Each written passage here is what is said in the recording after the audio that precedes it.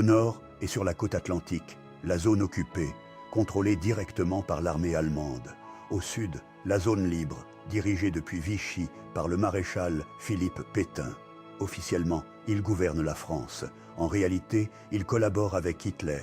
Partout, la peur s'installe. Les soldats allemands patrouillent dans les rues. Les affiches de propagande recouvrent les murs. Les journaux ne publient plus que ce que l'occupant autorise.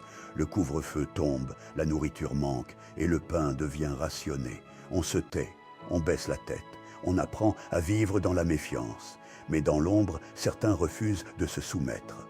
Des hommes et des femmes, souvent très jeunes, décident de dire non. Ils deviennent résistants.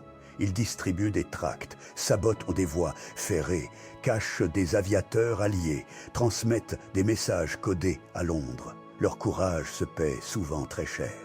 La Gestapo veille, la milice traque, la torture, la déportation, la mort sont le prix du silence brisé. Dans les écoles, dans les campagnes, dans les villes, la peur est partout. Les Juifs sont exclus, fichés, raflés. En juillet 1942, la rafle du Veldhiv marque un tournant. Plus de 13 000 hommes, femmes et enfants sont arrêtés par la police française, enfermés dans un vélodrome avant d'être déportés vers les camps de la mort. Peu reviendront.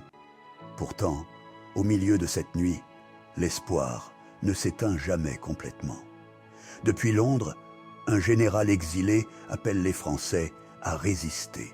Le 18 juin 1940, Charles de Gaulle prononce son appel. La flamme de la résistance ne doit pas s'éteindre et ne s'éteindra pas. Ce message, diffusé par la BBC, devient un symbole. Au fil des années, la résistance s'organise. Des réseaux se créent, des maquis se forment dans les montagnes et les forêts. Chacun à sa manière lutte contre l'occupant, en cachant un enfant juif, en imprimant un journal clandestin, en sabotant un train allemand. La France se divise entre ceux qui collaborent et ceux qui résistent. Puis, en 1944, les Alliés débarquent en Normandie. Le vent tourne enfin. Dans les villes françaises, la résistance se soulève. Paris se libère en août, après 4 années d'humiliation, de peur et de courage silencieux. Les cloches sonnent, la foule crie de joie, les drapeaux tricolores refleurissent aux fenêtres. Mais derrière la fête, les plaies restent profondes.